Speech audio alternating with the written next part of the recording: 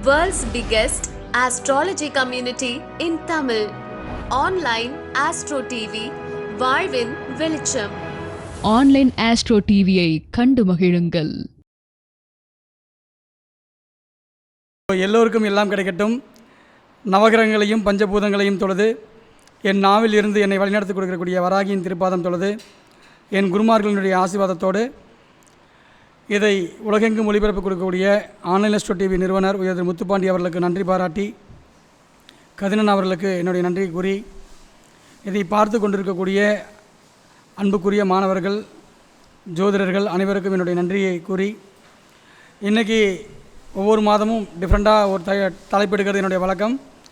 அதில் நான் எடுத்துக்கொண்ட தலைப்பு 12 லக்னங்களுக்கும் ராஜயோக ஜாதக அமைப்பு எப்படி இருக்கும் அப்படின்ற விஷயங்கள் தான். பொதுவாக இன்றைக்கி நம்ம சமீபத்தில் பார்ப்போம், ஒரு பெண்ணுக்கு ஒரு 100 சவரன் கல்யாணம் பண்ணி 100 சவரன் போட்டு காரு வாடகை எல்லாம் ஒரு வரதட்சணை அப்படி இப்படின்னு சொல்லிட்டு ஒரு 70 லட்ச ரூபா 80 லட்ச ரூபா செலவு பண்ணி திருமணம் நடத்துகிறாங்க. வலைதளங்களில் ஒரு பதில் வருது, இவர்கள் ஜோதிடம் பார்த்து திருமணம் பண்ணாங்களா, அப்படி பண்ணியிருந்தால் அந்த ஜோதிடர் என்ன பண்ணார் அப்படின்ற ஒரு கேள்விக்குறியோடு வருது. அது நகைப்புக்குறியாகவும் சில பேர் இருக்குது.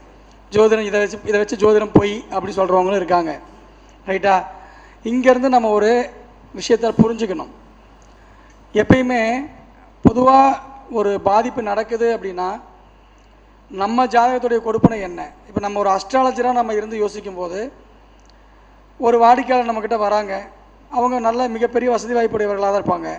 நம்ம சொல்லுவோம், சார் உங்கள் பொண்ணு ஜாதகத்தில் இந்த மாதிரி ஒரு தோஷம் இருக்குது, கல்யாணத்தை ஆடம்பரமாக பண்ணாதீங்க, அதே போல் உங்களை விட தகுதியில் குறைவான இருக்கக்கூடிய ஒரு பையனை தேர்வு செய்யுங்க, இந்த மாதிரி நீங்கள் பண்ணிங்கன்னா இந்த பெண்ணுடைய வாழ்க்கை சிறப்பாக இருக்கும் அப்படின்னு பல பேர்ட்ட நான் சொல்லியிருக்கேன். எதுக்காக அப்படின்னா அந்த பொண்ணுக்கு 7ஆம் இடம் கடுமையான பாதிச்சிருக்கும். 7-8 சம்பந்தம், 2-8 சம்பந்தம், இந்த மாதிரி தொடர்புகள்லாம் இருந்து சனி ராகு கேதுவுடைய தொடர்பில் வந்தது அப்படின்னா கண்டிப்பாக திருமண வாழ்க்கையை அமைக்கக்கூடிய நேரங்கள்லேயே அவங்களுக்கு பிரச்சனையை கொடுக்கும். சில பேர் நமக்கு கௌரவத்துக்காக என்ன பண்ணுவாங்கன்னா, ஒரே பொண்ணை வச்சுருக்கிறோம், இங்கேயும் கடனுடனே வாங்கியாவது நம்ம சிறப்பாக பண்ணணும்னு சொல்லி திருமணம் பண்ணக்கூடிய அந்த பாதிப்புனால் மட்டும்தான் இவ்வளோ பெரிய ஒரு பிரச்சனை வருது.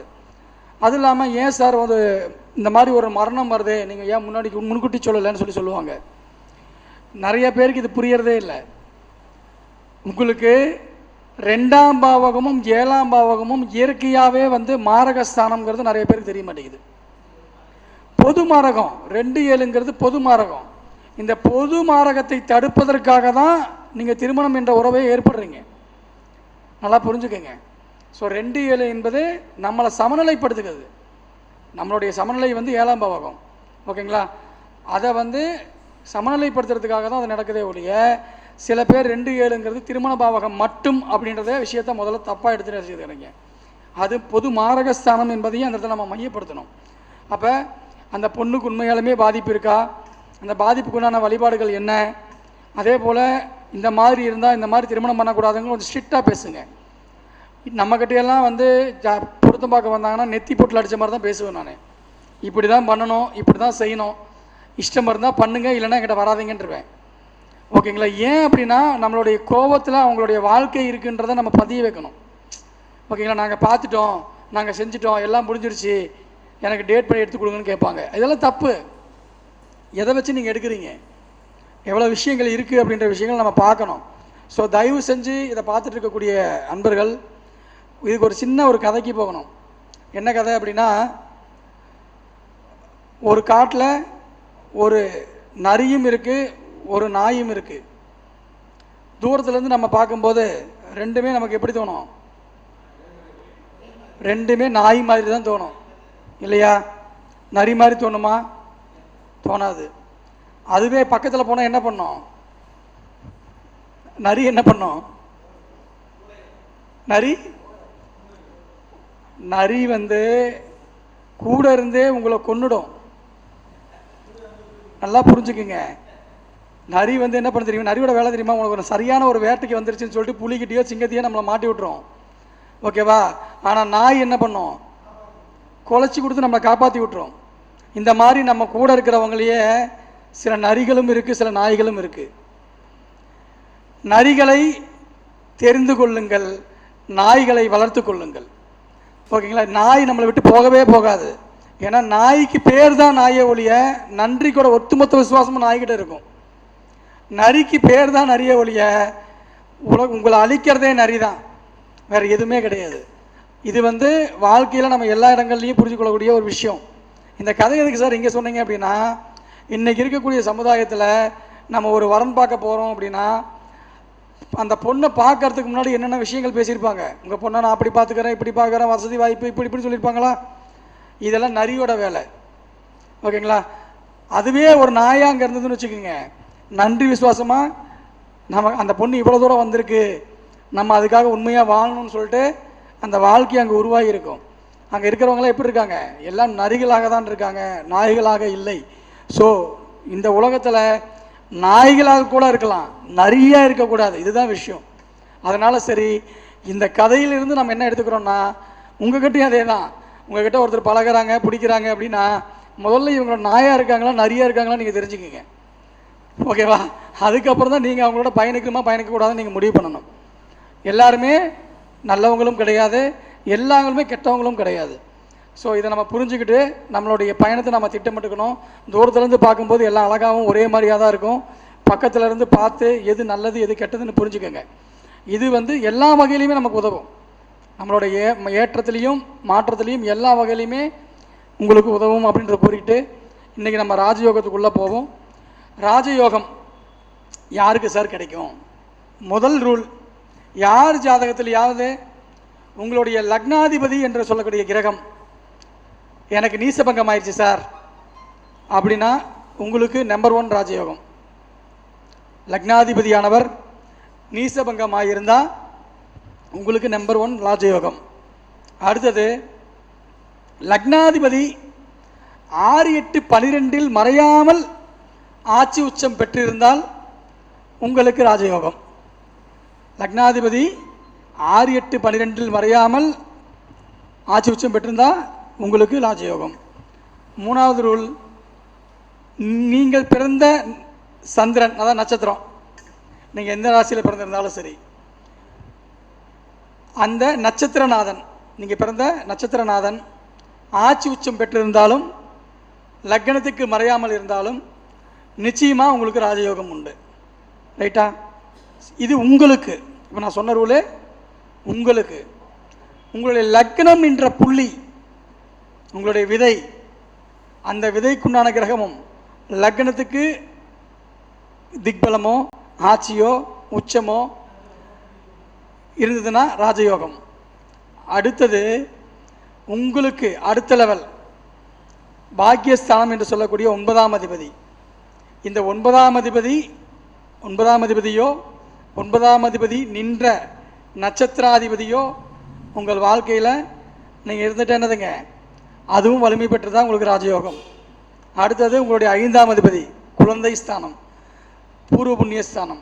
இந்த 5ஆம் அதிபதியும் உங்கள் லக்னத்தில் இருந்தாலோ வலிமையாக இருந்தாலோ ஆட்சி உச்சம் பெற்றிருந்தாலோ உங்களுக்கு ராஜயோகம். குறிப்பிட்டு சொல்லணும் அப்படின்னா, சனி அல்லது ராகு இந்த 2 பேர் யாருக்காவது 11ஆம் இடத்துல இருந்தால் மிகப்பெரிய ராஜயோகம்.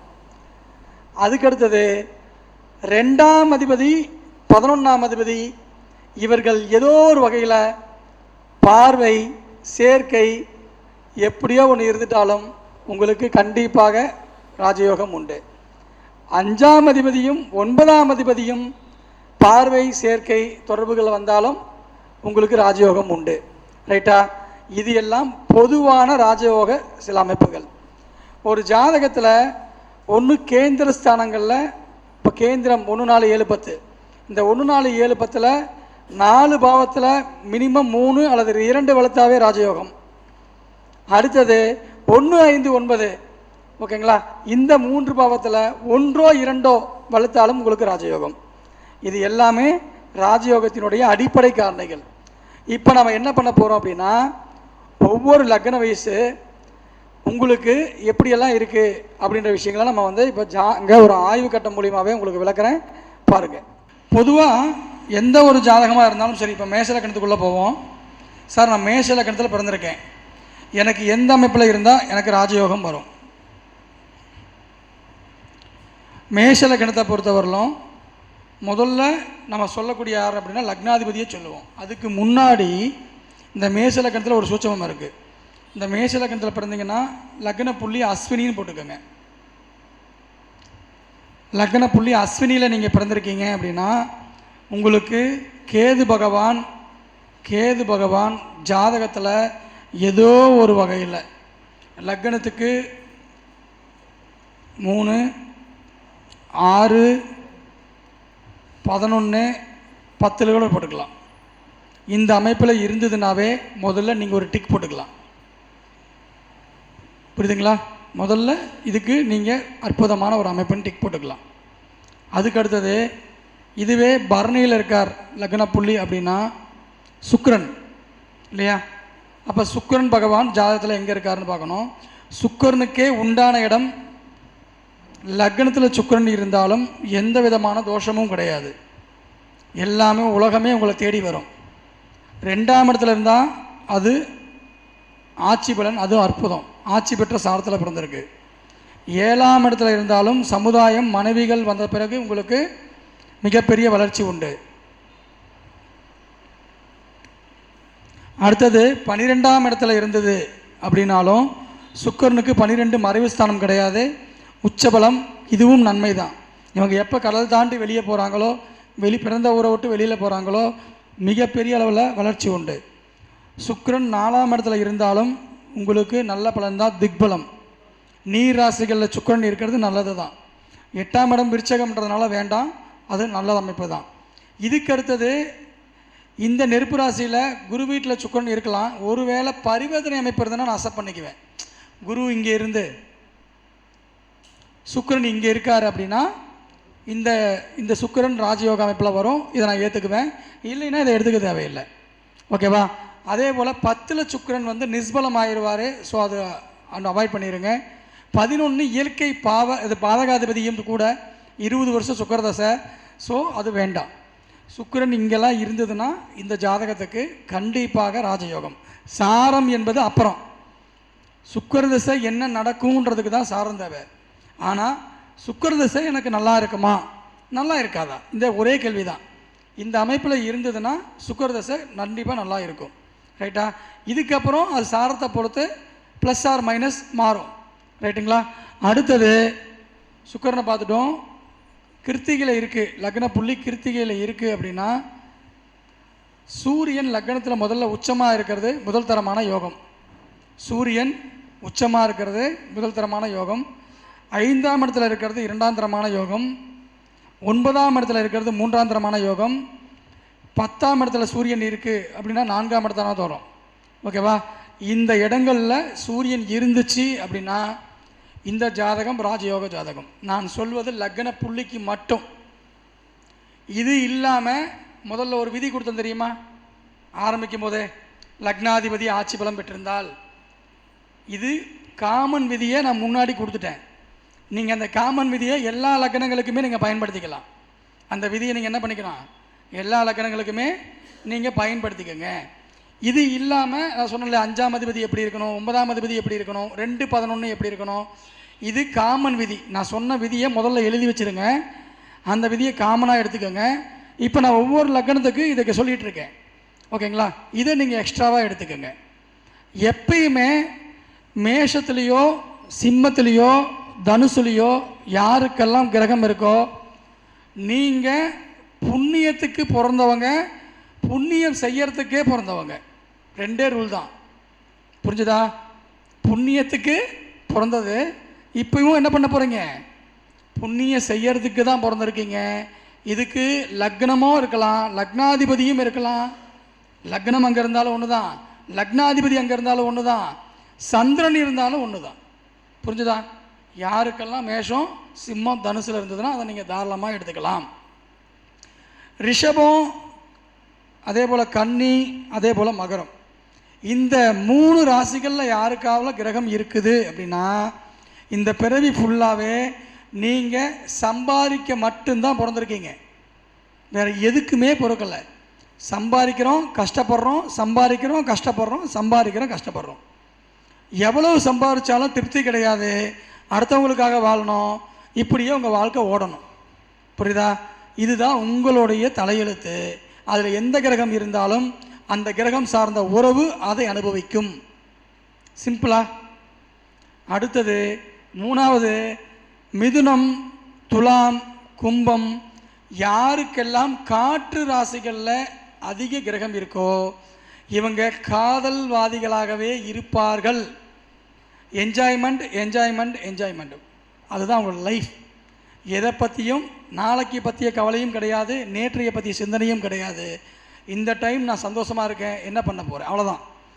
So any time love love love, life always love அப்படின்ற மாதிரி என்ன பண்ணுவாங்க, அவங்களுடைய வாழ்க்கையானது திட்டமிட்டு போயிட்டே இருக்கும். அடுத்தது கடைசியாக கடகம், விருச்சகம், மீனம். இவர்கள் என்ன பண்ணுவாங்க அப்படின்னா, செஞ்சதெல்லாம் போதும்பா, எனக்கு நிம்மதியாக ஒரு வாழ்க்கை கிடைச்சா போதும் அப்படின்னு நிம்மதியை தேடிக்கிட்டு இந்த பிறவியை போக்கக்கூடிய சக்தி அவங்களுக்கு தான். மோட்சத்தை தேடி போவாங்க. ஆனால் என்ன மோட்சம் கிடைக்கும் தெரியுமா? செய்கின்ற, அதாவது இந்த கடகத்தில் என்னென்ன கிரகம் இருக்கோ, கடகம் விருச்சகம் மீனத்தில் ஏதாவது கிரகம் இருக்குதோ, இவர்கள் இதுவரை செய்த வினைகளுக்காக தான் இப்போ மோட்சம். இந்த பிறவி மோட்சம் கிடையாது. இது வரைக்கும் நம்ம என்னென்ன பண்ணிட்டு வந்திருக்கிறோமோ அதில் வந்து இதெல்லாம் ஃபில்ஃபில் ஆயிடுச்சுன்னு சொல்கிறோம்ல, அந்த ஃபில்ஃபில் ஆன விஷயங்கள் இந்த பிறவியில் என்ன ஆகுதுங்க, கிளியர் ஆகுது. உன்னுடைய கர்மம் அங்கே என்ன ஆகுது, அந்த பிறவியோட கழிய ஆரம்பிக்குது அப்படின்னு விஷயம். அதுக்காக இந்த பிறவியோட முடிஞ்சு போச்சுன்றதெல்லாம் கணக்கெடுக்கக்கூடாது. ஸோ இதுதான் கடகம், விருச்சகம், மீனம். இப்போ நமக்கு ஜாதகத்தில் யாருக்காக இருந்தாலும் சரி, உங்களுக்கு எந்த லக்கணத்தில் நீங்கள் பிறந்தாலும் சரி, 1, 5, 9 காலச்சக்கரத்தின் அடிப்படையில் 1, 5, 9 கிரகம் இருந்தால் ஒரு டிக்கு, ரைட்டா? அதுக்கு அடுத்தது 2, 11 கிரகம் இருக்கா, 2 ஏதாவது ரிஷபத்திலேயோ கும்பத்திலேயோ கிரகம் இருக்கா, இன்னொரு டிக்கு. ஏதோ ஒரு வகையில் என்ன ஆகும், எனக்கு குடும்பம், பணம், வாரிசு, ஒரு கௌரவமான விஷயம். இந்த 1, 5, 9 இந்த 2, 11 இருந்தது அப்படின்னாவே இந்த பிறவியில் நம்ம ஏதோ ஒரு வகையில் வண்டி ஓட்டிடலாம். புரிஞ்சுதுங்களா ரூலு? இதை வந்து நீங்கள் என்ன பண்ணிக்கணும், டார்கெட்டாக வச்சுக்கணும். இது காலச்சக்கரத்தின் அடிப்படையில், ரைட்டா? அதே போல் சந்திரன் எனக்கு ஏதோ ஒரு வகையில் நல்லா இருக்கிறாரு, லக்னத்துக்கு கேந்திரங்களில் இருக்கிறாரு, நீசபங்க அமைப்பில் வந்திருக்கு, நீசபங்கத்தை உருவாக்கக்கூடிய அமைப்பில் மற்ற கிரகங்களுக்கு கொடுக்குறாரு, சந்திரன் உச்சமாக இருக்கிறாரு, ஒரு ஆட்சி உச்சம் பெற்ற நட்சத்திரத்தில் சந்திரன் இருக்கிறாரு, திக்பலம் நட்சத்திரத்தில் சந்திரன் இருக்கிறாரு, ஓகேங்களா? குருவோட பார்வையில் இருக்கிறாரு. இதெல்லாம் நீங்கள் போனஸ் பாயிண்ட் போட்டுக்கிட்டே இருக்கலாம்.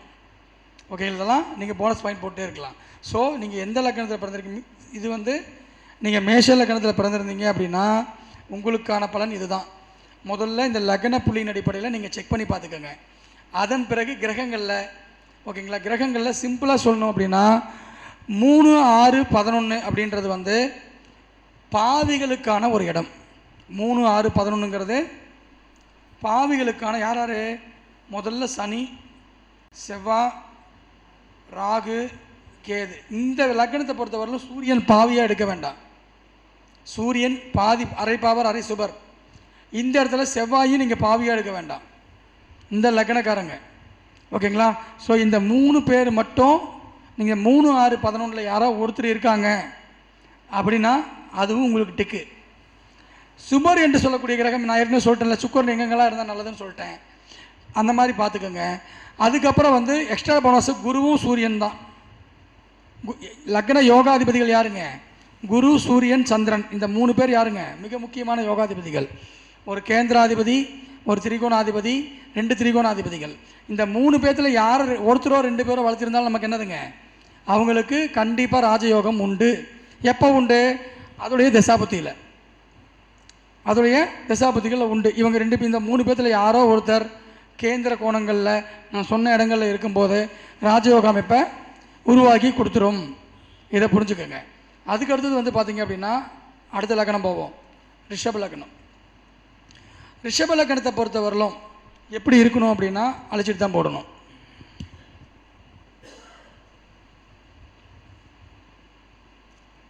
ரிஷப லக்னத்தை பொறுத்தவரையிலும் லக்னாதிபதி என்று சொல்லக்கூடியவர் சுக்கிரன்.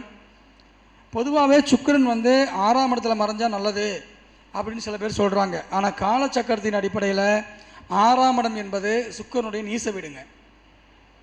காலச்சக்கர விதியை நீங்கள் எல்லா இடங்கள்லையுமே பயன்படுத்துங்க. சில பேர் ரொம்ப தடுமாறுறாங்க. ரொம்ப சிம்பிள். குரு தசை வந்ததுன்னா எப்படி இருக்குன்னு ஒருத்தர் கேள்வி கேட்குறான்னு வச்சுக்கோங்க. எடுத்த எடுப்புலேயே கண்ணை மூடிட்டு சொல்லுங்கள், உனக்கு தொழில் வேஸ்ட்டாக போயிடும் சொல்லிடுங்க. Simple logic. நீ எங்கே இருக்கிறாரு, என்ன பண்ணுறாரு, அதெல்லாம் வேண்டவே வேண்டாம். குரு தசை யாருக்காவது இங்கே குரு தசை வந்து நான் தொழிலில் கோடீஸ்வரன் ஆனன்னு சொன்னாங்களோ, தொழில் எனக்கு சூப்பராக இருந்துச்சு சொன்னவங்க யாராவது இருக்காங்களா? இருக்கீங்களா? குரு தசை தொழிலில் நான் கோடீஸ்வரன் ஆகிட்டேன் சார், வேறு லெவலில் எனக்கு இருந்துச்சு அப்படின்னு சொல்கிறீங்களா? 99% இருக்காது. ஏதோ ஒரு வகையில் குரு அவங்க ஜாதகத்தில் கொடுக்குற இடத்துல இருந்தால் மட்டும்தான் அதுக்கான வாய்ப்புகளை உருவாக்கி கொடுக்கும். ஓகேங்களா? அதே மாதிரி புதன் தசை வந்தவங்க யாராவது ஏன்னா எனக்கு கடனே ஆகலை, நான் ஜாலியாக இருக்கிறேன், ரொம்ப ரொம்ப சந்தோஷமாக இருக்கிறேன் அப்படின்னு சொல்கிறவங்க யாராவது இருக்காங்கன்னு கேட்டு பாருங்கள். கண்டிப்பாக இருக்க மாட்டாங்க. கடனும் உண்டு, விரைய செலவுகளும் அதிகமாக நடந்துகிட்டே இருக்கும். புரியுதுங்களா?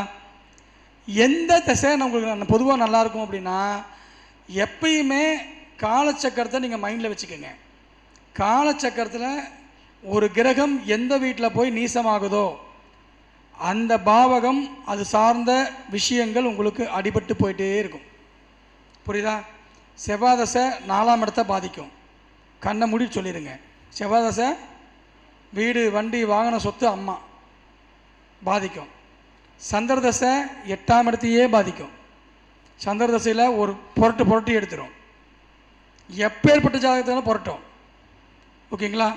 குருதசை 10ஆம் இடத்தை பாதிச்சிடும். சனி தசை ஜாதகரையே நிலைக்குடியே செய்யும். லக்ன பாவகமே பாதிக்குது. ஏதோ ஒரு தப்பு பண்ணிட்டு மாட்டிக்குவோம். சூரிய தசை 7ஆம் இடத்தை பாதிக்கும். சூரிய தசையில் 7ஆம் இடம் ஏதாவது ஒரு வகையில் பார்ட்னர் பிரச்சனை, தொழில் பிரச்சனை, நம்மளுடைய மனைவிக்கு பிரச்சனை, கணவனுக்கு பிரச்சனை, 2வது குழந்தைக்கு பிரச்சனை, இந்த மாதிரி தொடர்புகள் வந்துக்கிட்டே இருக்கும். ஸோ முதல்ல இது காலச்சக்கரத்தினுடைய இயக்கம். இந்த கிரகம் இந்த இடத்துல நீசமாக தான் இருக்கும். அதோடைய திசாபுத்தியில் நமக்கு அதுக்கு சார்ந்த விஷயங்கள் கண்டிப்பாக நடக்காது. இதை நீங்கள் மைண்ட் செட் பண்ணிக்கோங்க. 2வதாக உங்கள் ஜனகால ஜாதகத்தில் போய் திசாபுத்திக்கு தகுந்த மாதிரி பார்த்துக்கோங்க. ஓகேங்களா? எந்த ஒன்று பாதிப்பு கொடுத்து காப்பாற்றுமா, பாதிப்பே கொடுத்துட்டே இருக்குமாங்கிறது அவங்களுடைய ஜனகால ஜாதகம் உங்களுக்கு ரிசல்ட்டு சொல்லிடும். அடுத்தது ரிஷப லக்னத்தில் பிறந்திருக்கீங்க. ரிஷப லக்னத்தில் பிறந்து லக்ன புள்ளி உங்களுக்கு கிருத்திகை நட்சத்திரம் அப்படின்னா, நான் ஏற்கனவே சொல்லிட்டேன், கிருத்திகை ரிஷப லக்னத்தை பொறுத்தவரையிலும் சுக்கரனுக்கு வந்து சூரியன் நல்லவரா கெட்டவரா அப்படின்னு கேட்டால் என்ன சொல்லணும்? கண்டிப்பாக நல்லவர் தான். 4ஆம் அதிபதியாக வருவார். இதே துலால் மக்களுக்கு பயங்கரமான கெட்டவர். ஓகேவா? 4ஆம் அதிபதி தானே அவர், ஒரு கேந்திராதிபதி தானே வர்றாரு. ஸோ இதில் இந்த சூரியனானவர் எப்படி இருக்கிறார்?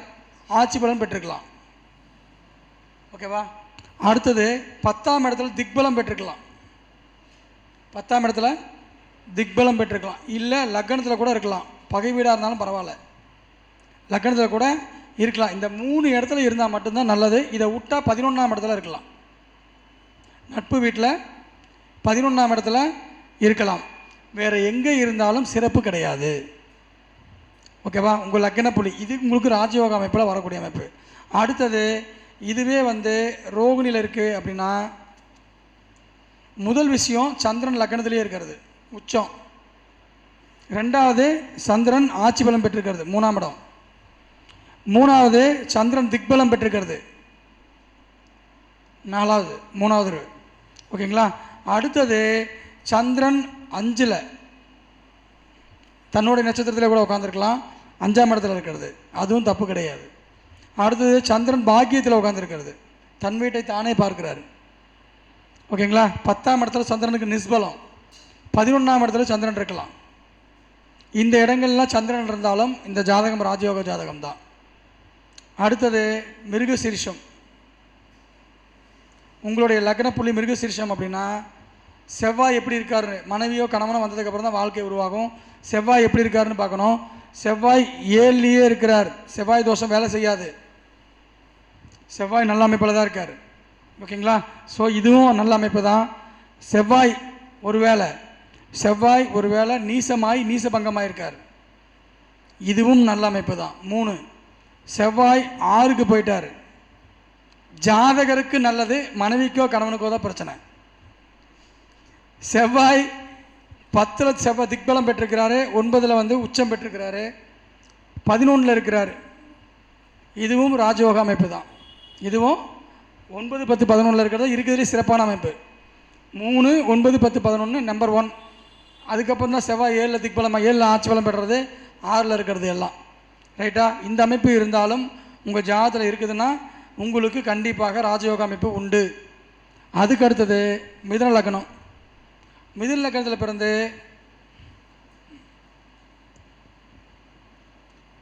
உங்களுடைய லக்னாதிபதி என்று சொல்லக்கூடியவன் நல்லா இருக்காரான்னு முதல்ல செக் பண்ணிக்கோங்க. நான் ஏற்கனவே முன்னாடி ஒரு ரூலை கொடுத்துருக்கேன், அந்த ரூலை எல்லாம் எழுதி வச்சுக்கோங்க, அதை பார்த்துக்கோங்க. அதை பார்த்துட்டு அதுக்கப்புறம் லக்ன புள்ளிக்கு தகுந்த மாதிரி உங்களுக்கு செக் பண்ணிக்கோங்க. முதல்ல லக்ன புள்ளி அப்படின்னு பார்க்கும்போது மிதுன லக்னம் லக்ன புள்ளி ஃபஸ்ட்டு மிருகசீரிஷம். ஸோ இது செவ்வாயோட அம்சம். பொதுவாக இது இல்லாமல் இருந்தாவே நல்லதுங்க. எப்பயுமே உங்களுடைய லக்ன புள்ளி 6ஆம் அதிபதி சாரதையோ 8ஆம் அதிபதி சாரதையோ இல்லாமல் நீங்கள் பிறந்தாலே நீங்கள் ராஜயோகம் தான். புரிஞ்சுதா? ஸோ இதுக்கு 6ஆம் அதிபதி தானே செவ்வாய். அப்போ அந்த சாரம் இல்லாமல் இருந்தாவே ராஜயோகம். புரிஞ்சுதுங்களா? அப்போ இந்த 6ஆம் அதிபதி செவ்வாய் உங்களுக்கு 3ல் இருந்தார் அப்படின்னா பரவாயில்ல, ஓகேவா? ஏன்னா உங்களுக்கு பிரச்சனை என்ன ஆகுதுங்க, பரவாயில்ல. 4ல் இருந்தாலும் செவ்வாய் நிஸ்பலம் தான். 4ல் இருந்தால் நீசம் நிஸ்பலம், 4ல் இருந்தாலும் பரவாயில்ல தான். ஓகேங்களா? 5ல் இருக்குதாரா, தன் ஸ்தானத்துக்கு 12க்கு போயிட்டாரா, அப்போ இதுவும் பரவாயில்ல தான். 6ல் இருந்தார்னா கண்டிப்பாக கடன் நோய் எதிர் தொந்தரவுகள் இருந்தே இருக்கும். 6ஆம் இட தொடர்பு இது சிறப்பு கிடையாது. 7 ஆகவே ஆகாது, 8 ஆகவே ஆகாது. 9ஆம் இடம் கண்ட்ரோலாக இருக்கும். 9 பகை வீடு, ஆனால் பட் கொஞ்சம் கண்ட்ரோலாக இருக்கும். 10ஆம் இடம் செவ்வாய் திக்பலம், கவர்மெண்ட் வேலை கிடைக்கும், ஆனால் மற்றதெல்லாம் பிரச்சனை கொடுக்கும். கவர்மெண்ட் வேலை 10ல் செவ்வாய் இருக்கிறது நல்லது தான், ஆனால் மற்ற விஷயங்களில் பிரச்சனை கொடுக்கும், ஆனால் வேலை நல்லாயிருக்கும். 11ல் செவ்வாய் இருக்கலாம், சூப்பர். 6ஆம் அதிபதியோட 6க்கு 6ஆம் இடமான 11ஆம் இடம் வளர்க்குறது அற்புதம். இதுதான் இருக்கிறதுலே நம்பர் 1. இந்த மாதிரி பிறந்ததுன்னா செவ்வாய் லக்ன புள்ளியாக இருந்தது நீங்கள் பிறந்துட்டீங்கன்னா. இதுவே திருவாதிரை இருக்குது அப்படின்னா ராகுவை பொறுத்தவரையிலும் ராகுக்கு வீடு கொடுத்தவன் ஆட்சி உச்சம் கேந்திர கோணங்களில் இருக்கணும். அதே போல் ராகு எப்பயுமே ராகுவை பொறுத்தவரையிலும் லக்னத்துக்கு 3, 6, 10, 11ல் இருக்கணும். லக்னத்துக்கு 3, 6, 10, 11ல் இருந்ததுன்னா அது சிறப்பான ஒரு அமைப்பு. அதில் 11 தான் நம்பர் 1, 3 நம்பர் 2, 10 நம்பர் 3, 6 நம்பர் 4. 6 என்ன பண்ணி கொடுக்கும்னா 6ஆம் பாவத்துக்குள்ளான விஷயத்தெல்லாம் ராகு அதிகப்படுத்துவார். அப்போ கடனும் அதிகமாகும், நோயும் அதிகமாகும், எதிரிகள் இது பண்ணி காணாமல் போயிடுவாங்க. ஓகேங்களா? உயிரற்ற காரணியை வளர்ப்பார், உயிருள்ள காரணியை அழிப்பார், எதிரிகள் காணாமல் போயிடுவாங்க. ஆனால் கடன் வளருமா? வளரும்.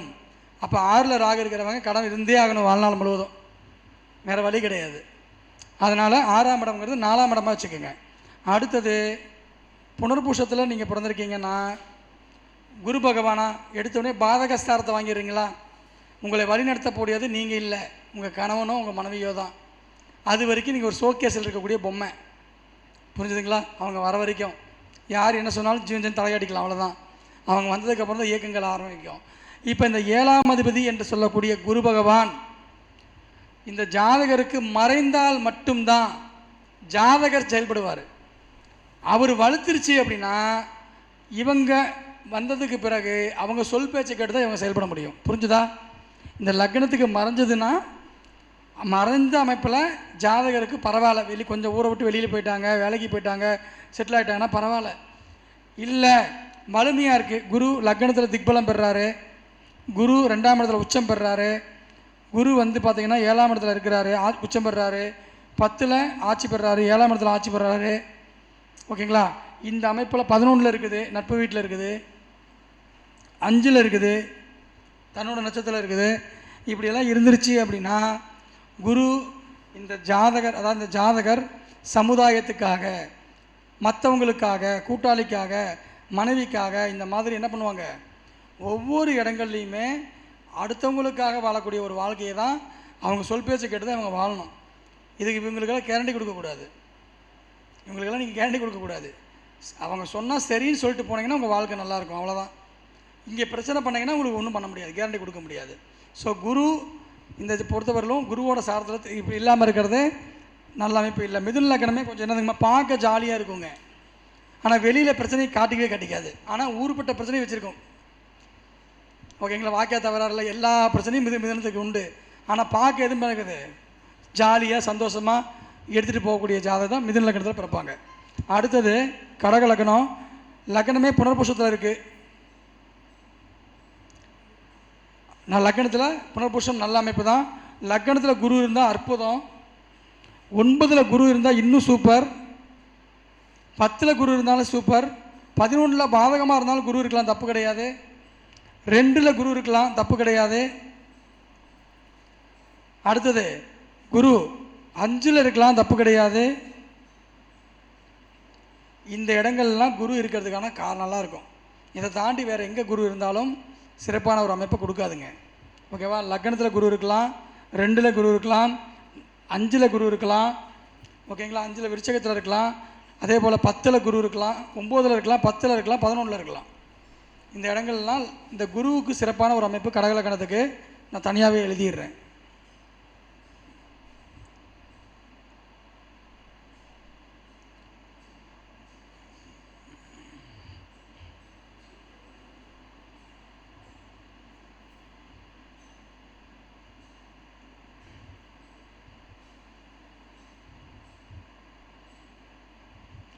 லக்னத்தில் குரு புனர்பூசத்தில் புனர்பூசமாக இருந்ததுன்னா இங்கே இருக்கலாம், 2 இருக்கலாம், 5 இருக்கலாம், 9 இருக்கலாம், 10 இருக்கலாம், 11 இருக்கலாம்.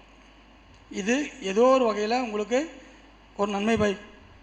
அடுத்தது பூசத்தில் இருக்குது அப்படின்னா, லக்னம் என்ற புள்ளி பூசத்தில் இருக்குது அப்படின்னா, சனிக்கு மிகப்பெரிய ஒரு விஷயம் என்னென்னா, சனியை சுபர்கள் பார்க்க யோகங்க.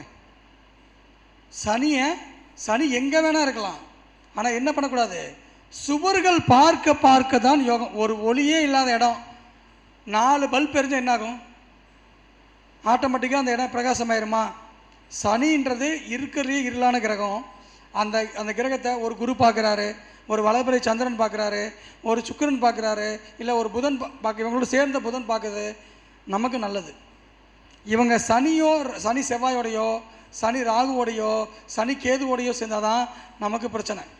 அப்போ முதல்ல லக்ன புள்ளி உங்களுக்கு சனியோட சாரம் வந்ததுன்னா, அவங்க சனியோட சென்ற கிரகம் சுபர் கிரகத்துடைய பார்வை சேர்க்கையில் இருக்கா அப்படின்னாவே அது டிக்கு. பாவிகள் இருந்ததுன்னா மைனஸ், கஷ்டப்பட பிறந்திருக்கீங்க, கஷ்டப்பட போகிறீங்க அப்படின்னு அர்த்தம். அதை மட்டும் நீங்கள் என்ன பண்ணிக்கணும், அப்படி பாவிகளோடு சேர்ந்து இருந்தாலும் 3, 6, 11 இருந்துச்சுன்னா நீங்கள் தப்பிச்சிட்டிங்க. சனி பாவிகளோடு சேர்ந்தா, சனி ப்ளஸ் பாவிகள். ஓகேவா, இதை தாண்டி எங்கே இருந்தாலும் சரி, சனி சுபரோடு சேர்ந்துருந்ததுன்னா நமக்கு நல்லது. சனி சுபரோடு சேர்ந்துன்னா நமக்கு நல்லது. லக்னத்தில் இருக்கிறது நல்லது இல்லை. லக்னம் 7ஆம் இடம் சிறப்பான இடங்கள் கிடையாது. 7ஆம் இடத்தில் திக்பலம் பெற்றிருந்தாலும் சரி, லக்னத்தில் சனி இருந்தாலும் சரி, அது நிஸ்பலமாக இருக்கும். ரெண்டுமே நல்லது கிடையாது. ஓகேங்களா, ஸோ அந்த லக்னம் 7ஆம் இடங்களை தவிர மீதி எந்த இடங்களில் இருந்தாலும் சுபர்கள் சூழ இருக்கக்கூடிய சனி பகவான் நல்லது. பாவிகள் இருந்தாங்கன்னா அது 3, 6, 11 இருந்ததுன்னா நல்லது. புரிஞ்சுதுங்களா? இதை நீங்கள் மைண்டில் வச்சுக்கோங்க. அடுத்தது ஆயில்யம் நட்சத்திரம். ஆயில்யத்தில் உங்களுடைய லக்ன புள்ளி இருந்துச்சு அப்படின்னா அதுக்கு முதல் விஷயம், லக்ன புள்ளிநாதன் என்று சொல்லக்கூடிய புதன் பகவான் லக்னத்தில் இருந்தால் திக்பலம்னு பேர். 2 இருந்தாலும் சூப்பர், 3 இருந்தாலும் சூப்பர், 4 இருந்தாலும் நட்பு வீடு தான். ஓகேவா, இது அருமையான இடம் தான். அடுத்தது 9ஆம் இடமா அற்புதம். 10 அற்புதம், 11 அற்புதம், 12 ஓகே, 12 வெளியூர் வெளிநாட்டை கொடுக்குறோம். இந்த இடங்கள் எல்லாம் புதனுக்கு ஓகே அக்செப்டபிள் அப்படின்ற மாதிரி எடுத்துக்கலாம். இந்த இடத்துல உங்களுக்கு இருந்துச்சு, புனர்பு ஆயில்யத்தில் பிறந்திருக்கீங்க, இந்த இடங்களில் இருந்ததுனாவே புதன் பகவானுடைய திசாபுத்தி ஆகட்டும் எல்லாமே உங்களுக்கு சிறப்பாக தான் இருக்கும்.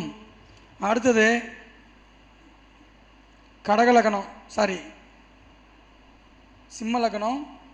சிம்ம லக்னத்தை பொறுத்தவரையிலும் லக்னம் புள்ளி ஏற்கனவே சொல்லிட்டேன், மகம் கேதுவோடைய விஷயம். கேது 3, 6, 11 இருக்கணுங்க.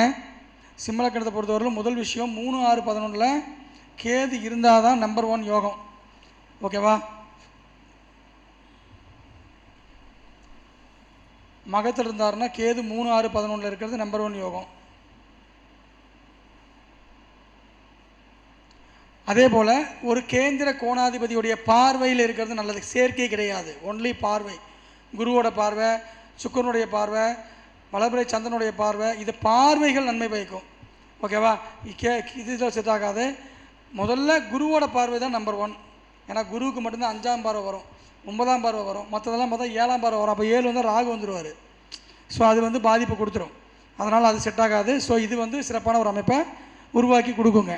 இதை மைண்டில் வச்சுக்கோங்க. அடுத்தது பூர நட்சத்திரத்தில் பிறந்திருக்கீங்கன்னா சுக்கிர பகவான் லக்னத்தில் இருக்க, இந்த எப்பவுமே நெருப்பு வீட்டில் சுக்கிரன் இருக்கிறது நல்ல அமைப்பு இல்லை.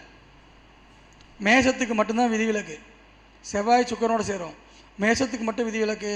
சிம்மத்துக்கோ தனுசுக்கோ பெரிய அளவுக்கு சிறப்பான அமைப்பு கிடையாது. ஓகேங்களா? ஸோ சுக்கிரன் இங்கே இருந்து நீசபங்கம் ஆயிருக்கா, நீசபங்கம் ஆயிருந்தால் சிறப்பு. 3ஆம் இடம் சிறப்பு, 4ஆம் இடம் சிறப்பு சுக்கிரனுக்கு. அடுத்தது 7ஆம் இடத்துல சுக்கிரன் இருந்தால் காரகோபாவக நாஸ்தி, அது ஆண் ஜாதகத்துக்கு ஆகாது. 8ல் சுக்கிரன் உச்சம் பெறவே கூடாது. லக்னப்புள்ளி பூரத்தில் பிறந்து சுக்கிரன் இங்கே இருந்ததுன்னா வாழ்க்கையே வீணாக போயிடும்.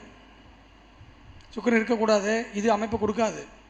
அடுத்தது 9ல் சுக்கிரன் பரவாயில்ல, 10ல் சுக்கிரன் ஓகே, 11ல் சுக்கிரனும் ஓகே, 12ல் சுக்கிரனும் ஓகே. பூரத்தில் நீங்கள் இப்போ உங்கள் லக்னப்புள்ளி இருந்ததுன்னா. அடுத்தது உத்தரத்தில் லக்னப்புள்ளி இருந்ததுன்னா லக்னத்தில் சூரியன் ஓகே, 2ல் சூரியன் ஓகே, 5ல் சூரியன் ஓகே, 6ல் சூரியன் முயற்சி பண்ணி கடுமையாக வந்துடுவீங்க, 9ல் சூரியன் ஓகே, 10ல் சூரியன் திக்பலம், 11ல் சூரியன் ஓகே. இந்த இடங்கள்லாம் இருந்ததுன்னா உங்களுக்கு வாழ்க்கையில் நிச்சயமாக ராஜயோக அமைப்பு உண்டு லக்ன புள்ளியின் அடிப்படையில்.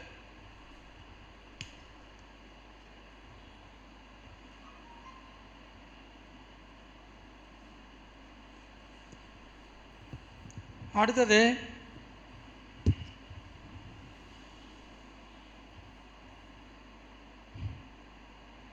கன்னியா லக்னம்.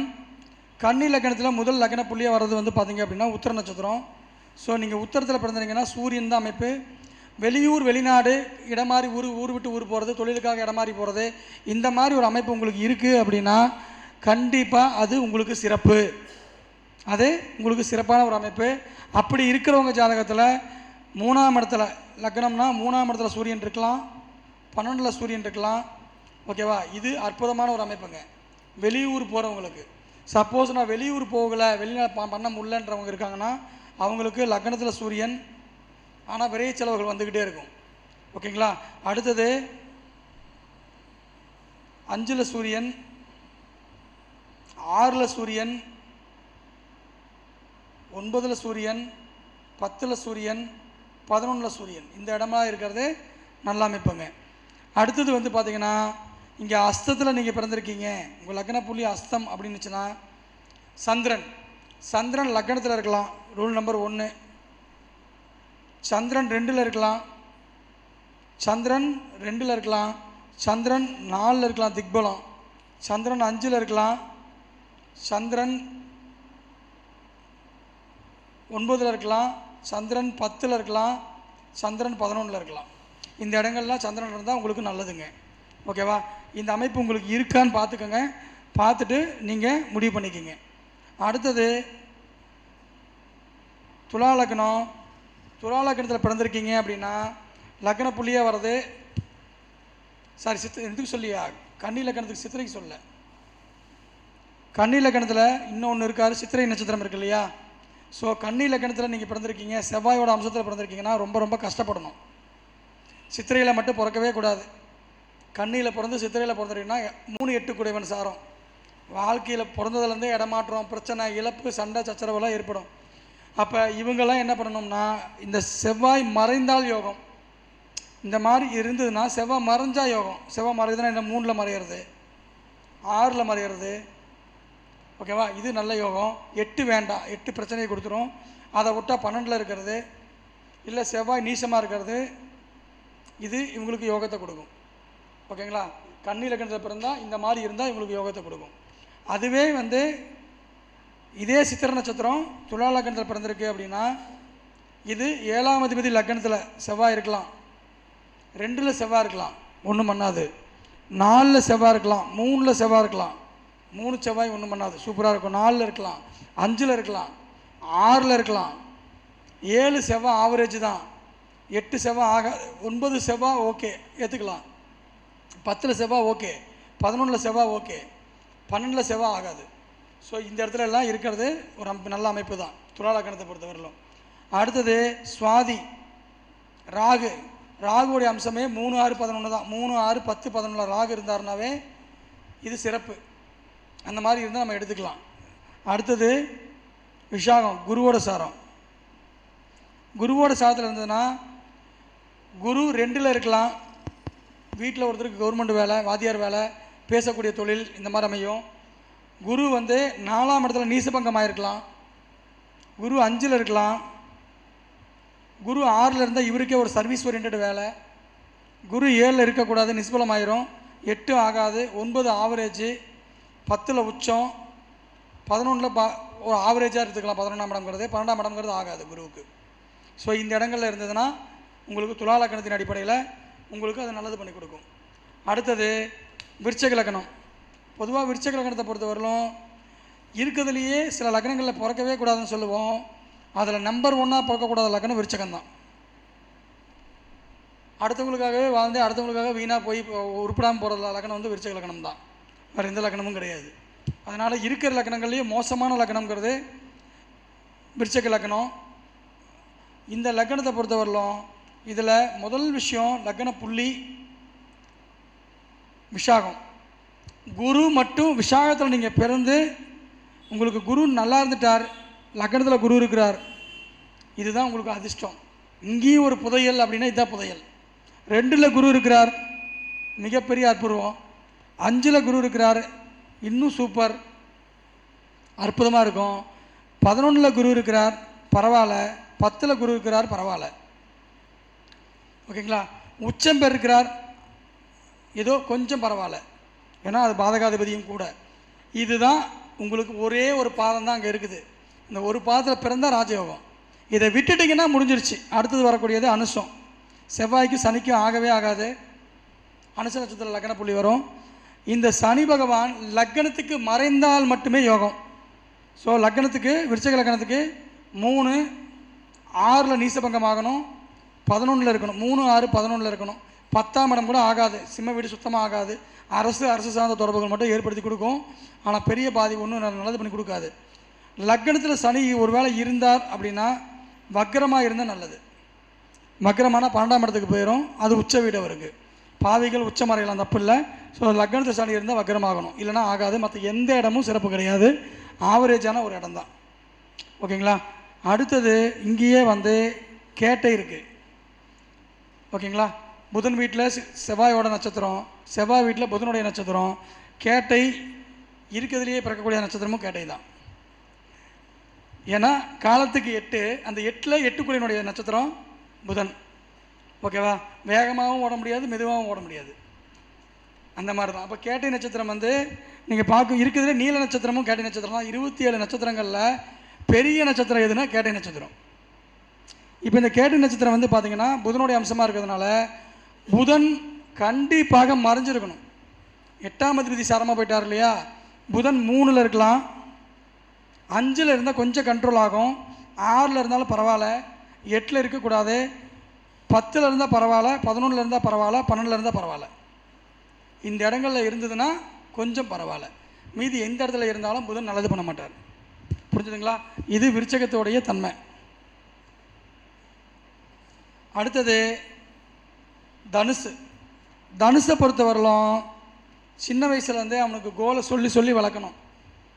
இதுக்காக நீ பிறந்திருக்க, இதுக்காக நீ பிறந்திருக்க, இப்படி தான் நீ போகணும், இப்படி தான் பண்ணணும் அப்படின்னு கோல் சொல்லி சொல்லியே நீங்கள் வளர்த்தீங்கன்னா தான் தனுசு லக்னத்துக்காரங்களையும் ஜெயிக்க வைக்க முடியும். ரைட்டுங்களா? ஸோ தனுசு லக்னத்தை பொறுத்தவரை லக்ன புள்ளி மூலம். முதல்ல மூலத்தில் பிறந்திருக்காங்க அப்படின்னா உங்களுக்கு 3, 6, 10, 11 கேது பகவான் இருக்காரா? கேதுக்கு கேந்திர கோணங்களில் சுபகிரகம் இருக்கா?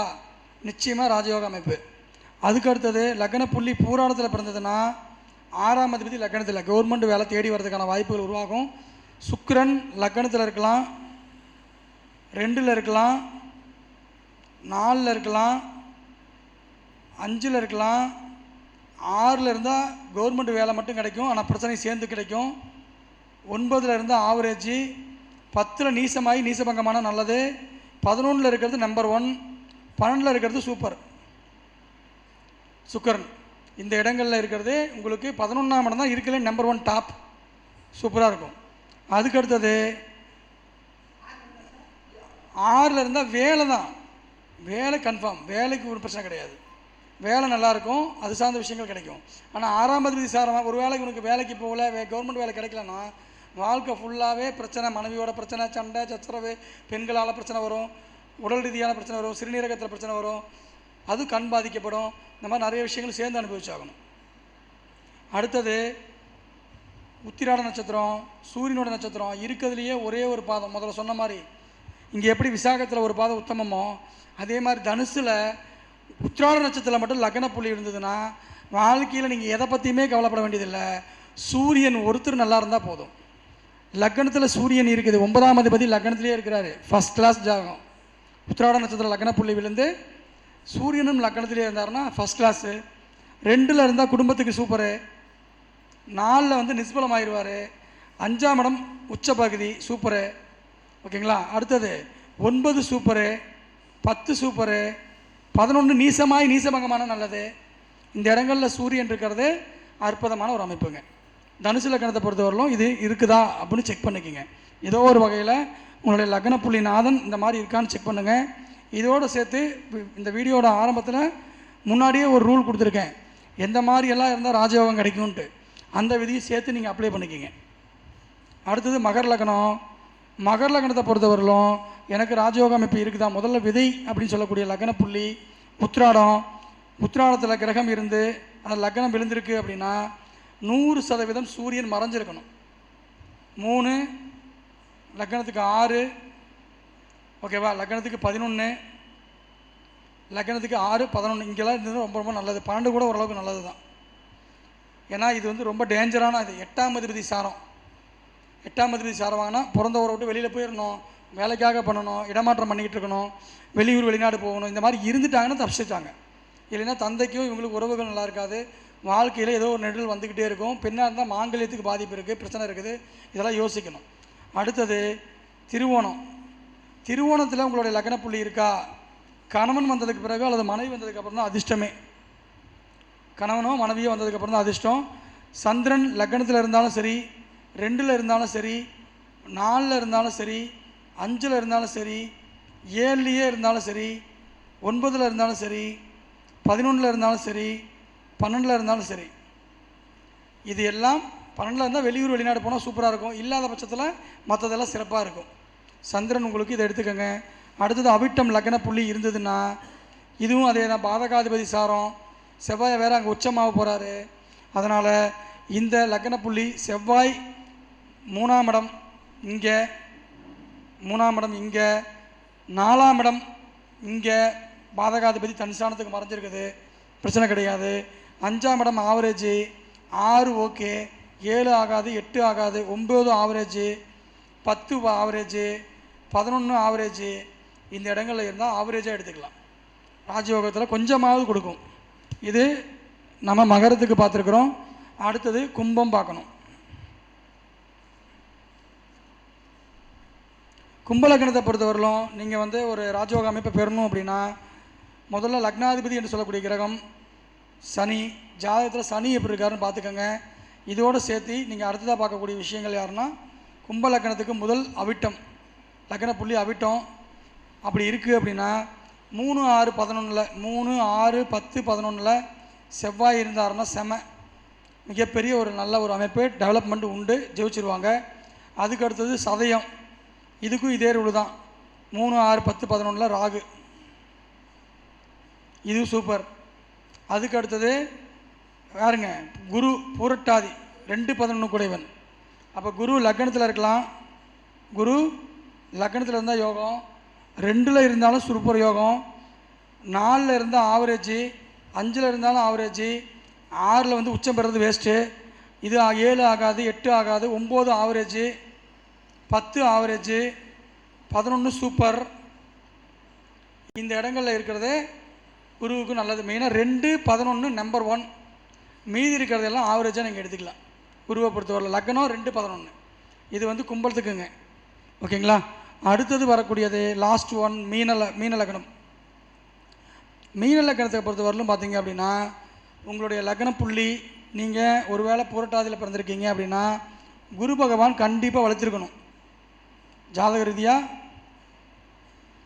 குரு பகவான் கண்டிப்பாக வளர்த்துருக்கணும். குரு வளர்த்தா தான் செட் ஆகும். ஸோ குரு மீன லக்னத்தை பிறந்திருக்கீங்க, குரு லக்னத்தில் இருக்கார் சூப்பர், 2ல் இருக்கார் சூப்பர், 5ல் இருக்கிறார் இன்னும் சூப்பர்.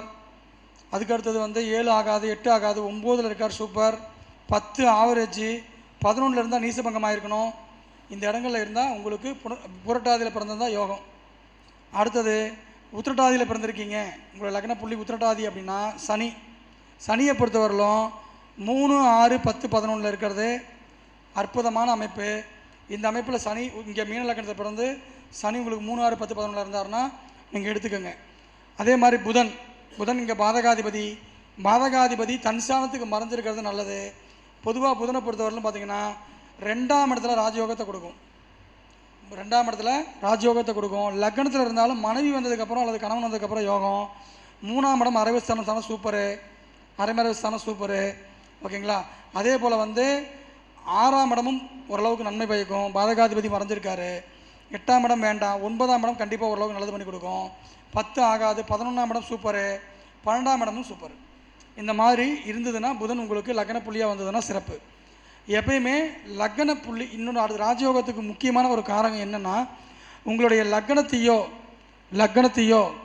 லக்னாதிபதியையோ ஏதாவது ஒரு சுபகிரகம் தொடர்பு கொள்ளுதா, இதை மெயினாக பார்த்துக்குங்க. ஒன்று லக்னத்தை சுபர்கள் பார்க்கணும், இல்லை லக்னாதிபதியை சுபரை பார்க்கணும். இந்த 2 காம்பினேஷனில் ஏதாவது ஒன்று வந்ததுனா தான் நீங்கள் போகக்கூடிய பாதையில் யாரோ ஒருத்தருடைய உதவி உங்களுக்கு கிடச்சிக்கிட்டே இருக்கும். ஓகேங்களா. இப்போ இது எல்லாமே ராஜயோகத்துடைய அமைப்பு. நான் சொல்லக்கூடிய விஷயங்கள் எல்லாமே ராஜயோகத்துடைய அமைப்பு. என்னுடைய ஜாதகத்தில் அடுத்த ராஜயோகத்தை கொடுக்கணுன்னா எந்த கிரகம் வலிமையாக இருக்குதோ அது சார்ந்த விஷயத்தை நீங்கள் தொட்டே ஆகணும். நல்லா புரிஞ்சுக்கோங்க. அது சார்ந்த காரக உறவு தான் உங்களுக்கு கொடுக்கும். இப்போ உதாரணத்துக்கு வந்து ஒரு ஜாதகத்தில் குரு வலிமையாக இருக்காருன்னு வச்சுக்கோங்க. குருன்னா குழந்தைகள் தானே. உங்கள் ஜாதகத்தில் குழந்தைகள் வந்த பிறகு தான் உங்களுக்கு அந்த குரு சார்ந்த விஷயங்கள் கிடைக்கும். புரியுதா. ராஜயோகம் எப்போ வரும், கல்யாணம் ஆகணும், குழந்தை பிறக்கணும். புரியுதா. சுக்கிரன் வலிமையாக இருந்தால் மனைவி வரணும். ரூல் புரிஞ்சுதுங்களா. சார் எனக்கு சூரியனே வலிமையாக இருக்கிறாருன்னா இங்கே யார் தந்தை, அவர் என்னவா இருக்கிறாரு, குருவும் சுக்கிரனும் மட்டும்தான் பொருளாதாரத்தை கொடுக்கும். சந்திரன் அடுத்த லெவல், குரு சுக்கிரன் சந்திரன் இந்த 3 தான் என்னாகும் பொருளாதாரத்தை கொடுக்கும். மற்ற கிரகங்கள்லாம் பொருளாதாரத்தை கொடுக்காது, பொருளாதாரத்துக்கு உண்டான வேலையை தான் சப்போர்ட் பண்ணும். அந்த கிரகம்லாம் வளர்த்துச்சுன்னா பெருமை கிடைக்கும், புகழ் கிடைக்கும், மரியாதை கிடைக்கும். சூரியன் இருக்குது, நல்ல பெயர் புகழ் மரியாதை கண்டிப்பாக உண்டு, நல்லா இருப்பீங்க. ஓகேங்களா. செவ்வாய் இருக்கிறாரு, உடல் தைரியம் இருக்குது, வீரியம் இருக்குது, பராக்கிரமம் இருக்குது, எதுனாலும் ஃபேஸ் பண்ணக்கூடிய விஷயம் இருக்குது, எவ்வளோ பட்டாலும் தாங்குவீங்க, நல்லா இருப்பீங்க. புதன் நல்லா இருக்கிறாரு, சிறந்த புத்தி கூர்மை இருக்குது, எல்லா இடத்துலையும் சாதத்தையுமே வேலை செஞ்சுக்குவீங்க, வேலை செய்கிறதுக்கு சரியான இடத்துல பணம் வரும், கேட்ட இடத்துல கடன் கிடைக்கும். புரிஞ்சுதா. சனி நல்லா இருக்குது, கடுமையான உழைப்பாளி, எங்கே போனாலும் எல்லா வேலையிலும் கில்லாடியே இருப்பார், வேலையில் நம்பர் 1, எந்த வேலை கூட தான் செய்வார், ஆயுள் தீர்க்கும், உறவுகளை பேணி காப்பார். புரிஞ்சுதா. இது எல்லாம் மற்ற விஷயங்களுக்கு. ஆனால் பொருளாதாரம் கிடைக்கிறதுக்கு யார் வரணும், குரு சுக்கிரன் சந்திரன், இந்த 3 பேர் இருந்தால் தான் பணம். இந்த 3 பேரும் கெட்டு போய் 2, 11 கெட்டு போச்சுன்னா இந்த பிறவில நீ சம்பாதிக்க பிறக்கலை. நல்லா புரிஞ்சுக்கோங்க. 2ங்கிறது வருமானம், 11ங்கிறது லாபம். இந்த 2 11ல் வலிமையாக இருந்தால் தான் குரு சுக்கிரன் கெட்டு போனாலும் நம்ம வாழ முடியும். ஓகேங்களா? சில ஜாதகத்தில் என்னென்னா ஒரு குறிப்பிட்ட திசையில் மட்டும் பணம் வந்துகிட்டே இருக்கும், மற்ற திசையில் வராது. அப்போ என்ன, உங்கள் திசாநாதனுக்கு 2லேயோ 11லேயோ குருவோ சுக்கரனோ இருக்காங்க, வலிமையாக ஏதோ ஒரு வகையில் இருக்காங்கன்னா அந்த காலத்தில் உங்களுக்கு பணம் வரும். ரூல் புரிஞ்சுதா? ஏதோ ஒரு வகையில் லக்னத்துக்கு ஃபஸ்ட்டு லெவல், லக்னத்துக்கு ஃபஸ்ட்டு லெவல், லக்னம் அடிபட்டு போச்சா அடுத்தது லக்னாதிபதிக்கு பார்க்கணும், 2வது லெவல். அடுத்த லெவல் தசாநாதனுக்கு பார்க்கணும், இது 3வது லெவல். இந்த 3 லெவல் தான் அந்தந்த காலகட்டங்களில் உங்களுடைய ராஜயோகத்தை தீர்மானிக்கக்கூடிய புள்ளிகளாக இருக்கும். புரிஞ்சுதுங்களா ரூலு? ஸோ உங்கள் ஜாதகத்தை எடுத்து போடுங்க. ஏதோ ஒரு வகையில் உங்களுக்கு ஒரு ஜாதகத்தில் ஏதோ ஒரு மூலிமா, குழந்தைகள் மூலிமா, மனைவி மூலிமா, நண்பர்கள் மூலிமா ஏதோ ஒரு வகையில் உங்களுக்கு அந்த ராஜயோக அமைப்பு இருக்கான்னு செக் பண்ணுங்கள். 3 வாய்ப்புகள் நிச்சயமாக ஒரு மனிதனுக்கு உண்டு. கர்மா 3 கர்மா தான். இந்த 3 கர்மாவும் உங்களுக்கு 120 வருஷத்தில் அனுப்பிடணும். நாம் 120 வருஷம் வாழ போகிறது இல்லை. 120 வருஷத்தில் சரிபாதி 60 வருஷம் தான் நம்ம வாழ்வோம் சராசரியாக. அந்த 60 வருஷத்துலேயே நமக்கு 3 வாய்ப்பு. அப்படின்னா என்ன அர்த்தம்? 20 வருஷத்துக்கு ஒரு வாய்ப்பு உண்டு. ரைட்டா? எந்த வாய்ப்பை நீங்கள் பிடிச்சிக்கிறீங்களோ அந்த வாய்ப்பு உங்களுக்கு ராஜயோகத்தை கொடுக்கும் என்று கூறி வாய்ப்புக்கு நன்றி பாராட்டி மீண்டும் ஒரு அருமையான ஒரு வாய்ப்பில் உங்களை இணைகிறேன். ஓகேங்களா? தொடர்ந்து நீங்கள் எல்லாருமே உங்கள் ஜாதகத்தை அப்ளை பண்ணுங்கள். யாருக்காவது உங்களுக்கு ஏதாவது ஜாதகம் பார்க்கணுன்னு நீங்கள் விருப்பப்பட்டீங்க அப்படின்னா தயவு செஞ்சு ஃபோன் பண்ணாதீங்க. வாட்ஸ்அப்பில் அப்பாயின்மெண்ட் போட்டிங்கன்னா நான் என்னுடைய கால சூழ்நிலைக்கு தகுந்த மாதிரி உங்களுக்கு மெசேஜ் பண்ணுவேன். நீங்கள் அப்பாயின்மெண்ட் வாங்கிக்கலாம். ஓகேங்களா? தயவு செஞ்சு ஃபோன் பண்ணாதீங்க. மீட்டிங்கு, கிளாஸு, ஆன்லைனில் அப்பாயின்மெண்ட் இந்த மாதிரி நான் இருக்கிறதுனால டைரெக்டாக நானே ஹேண்டில் பண்ணுறதுனால ஸோ ஃபோன் எடுக்காமல் போனால் வருத்தப்பட வேண்டாம். மெசேஜ் பண்ணிங்கன்னா கண்டிப்பாக ரிப்ளை வரும். மெசேஜ் பண்ணுங்கள், அப்பாயின்மெண்ட் வாங்கிக்கலாம். ஓகேங்களா? மீண்டும் ஒரு இனிய தருணத்தில் உங்களை சந்திக்கிறேன். நம்மளுடைய அடிப்படை, உயர்நிலை, முதுநிலை வகுப்புகள் தொடங்க இருக்குது. ஸோ வாய்ப்பு இருக்கிறவங்க அடிப்படை படிக்கணுமானாலும் சரி, உயர்நிலை வகுப்பு படிக்கணும்னாலும் சரி, ஜோதிடத்தில் ஈஸியாக நான் பலன் சொல்லணும் சார் அப்படின்னாலும் சரி, நீங்கள் என்னை தொடர்பு கொள்ளலாம். தொடர்பு கொள்ள வேண்டிய அலைபேசி எண் 9659412537 96 594 125 37 அப்படின்ற எண்ணுக்கு நீங்கள் வாட்ஸ்அப் வழியாக தொடர்பு கொண்டு நீங்கள் வகுப்பிலேயோ அல்லது அப்பாயின்மெண்ட்டை பெற்றுக்கொள்ளலாம். எல்லோருக்கும் எல்லாம் கிடைக்கட்டும் என்று கூறி என்னுடைய உரையை நிறைவு செய்கிறேன். வாழ்த்துக்கள். ரொம்ப ரொம்ப நன்றிங்கய்யா.